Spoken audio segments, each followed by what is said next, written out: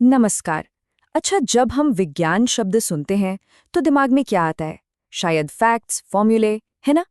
पर जरा सोचिए, अगर विज्ञान सिर्फ किताबों का एक सब्जेक्ट न हो, बल्कि एक सोचने का तरीका हो, दुनिया को देखने का एक नजरिया, तो चलिए आज इसी नजरिए को थोड़ा और करीब से समझते हैं। और इसकी शुरुआत होती है कल्पना की एक छोटी सी बिल्कुल साधारण सी चिंगारी से। जैसे ये कागज का हवाई जहाज। ये सिर्फ बच्चों का खेल नहीं है ना। एक तरह से देखें तो ये आसमान को छूने की हमारी सबसे पहली कोशिश है। ये है जिज्ञासा की पहली उड़ान। और पता है, जब ये जिज्ञासा बढ़ती है तो हमारे सीखने की जो यात्रा है ना, उसे भी पंख लग जाते हैं, बिल्कुल इस तितली की तरह जो कितनी आजादी से उड़ रही है। हर एक नया सवाल हमें एक नई मंजिल, एक नई दिशा की तरफ ले जाता है। तो चलिए इस रोमांचक सफर की शुरुआत करते हैं। सबसे पहले हम यही देखेंगे कि आखिर कैसे एक छोटी सी मामूली सी लगने वाली जिज्ञासा एक बहुत बड़ी खोज की पहली उड़ान बन जाती है। जरा सोचिए, इंसानों का उड़ने का सपना, वो सच कैसे हुआ? ये सिर्फ एक ख्याली पुलाव तो नहीं था। नहीं, इसके पीछे एक पूरी की पूरी साइंटिफिक प्रोसेस थी। एक ऐसी प्रक्रिया जो हमें सीधे साइंस के दिल तक ले जाती है। और देखिए, ये कोई एक दिन का काम नहीं था, कोई सीधी सपाट राह नहीं थी। सब कुछ शुरू हुआ नेचर को देखने से, मतलब पक्षियों के पंखों को स्टडी करने से। फिर आए छोटे छोटे एक्सपेरिमेंट्स, बिल्कुल कागज के हवाई जहाज जैसे, जिन्होंने नए आइडियाज को हवा दी। और आज जो हम इतने बड़े बड़े कॉम्प्लेक्स विमान देखते हैं ना, वो इन्हीं ऑब्जर्वेशंस और एक्सपेरिमेंट्स की नींव पर खड़े हैं। यही तो है जिज्ञासा से लेकर खोज तक का असली सफर। लेकिन एक मिनट, विज्ञान का मतलब सिर्फ लैब में टेस्ट ट्यूब से खेलना नहीं है। बिल्कुल नहीं। सच तो ये है कि हमारी असली प्रयोगशाला ये पूरी दुनिया है।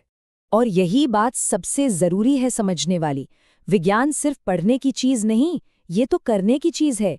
अगर सच में कुछ समझना है तो हमें किताबों से बाहर निकलना पड़ेगा, दुनिया को एक्सपीरियंस करना होगा, खुद एक्सपेरिमेंट्स करने होंगे और हाँ, सवाल पूछने होंगे।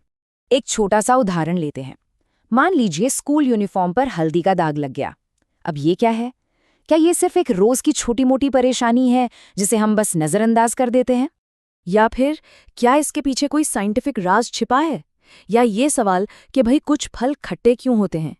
हमारी दुनिया ना ऐसे ही छोटे छोटे सवालों से भरी पड़ी है। और यही सवाल हैं जो बड़ी बड़ी खोजों के दरवाजे खोलते हैं। देखिए, साइंस हर पल हर जगह हो रहा है। एक पत्ती के अंदर छोटी छोटी कोशिकाओं में, आसमान में सूरज और तारों की चाल में, गिलास में पिघलती हुई बर्फ में, या फिर एक बड़े से ग्लेशियर के पिघलने में, यहाँ तक कि जमीन के नीचे जो पानी बह रहा है उसमें भी। मतलब विज्ञान सच में हर जगह है। तो सवाल ये है कि ये सब होता कैसे है? इसका जवाब छिपा है साइंस के असली मतलब में, और वो है सवालों की ताकत। क्योंकि यहाँ असली मकसद सिर्फ जवाब पाना नहीं है, बल्कि एक और बेहतर सवाल खोजना है। तो फिर ये वैज्ञानिक सोच या साइंटिफिक थिंकिंग है क्या चीज? देखिए, ये फैक्ट्स को रटने का प्रोसेस तो बिल्कुल नहीं है। ये तो एक ऐसा तरीका है जिसमें हम अपनी जिज्ञासा को, अपनी क्यूरियोसिटी को आगे रखते हैं और अनजान चीजों को समझने के लिए सवालों को बढ़ावा देते हैं। एक तरह से कहें तो ये सवाल पूछने की एक कला है। इसे समझने का एक बहुत ही मजेदार तरीका है। चलिए हम पूरी प्रोसेस को ही पलट देते हैं। जरा सोचिए, अगर जवाब हमारे पास पहले से हो और हमें उसका सवाल बनाना हो तो? जैसे मान लीजिए जवाब है बस थोड़ा दूध मिला लो। अब सोचिए ये किस सवाल का जवाब हो सकता है? तो इसका सवाल क्या बनेगा? सोचिए, कोई भी जवाब गलत नहीं है यहाँ, बस क्रिएटिव होना है।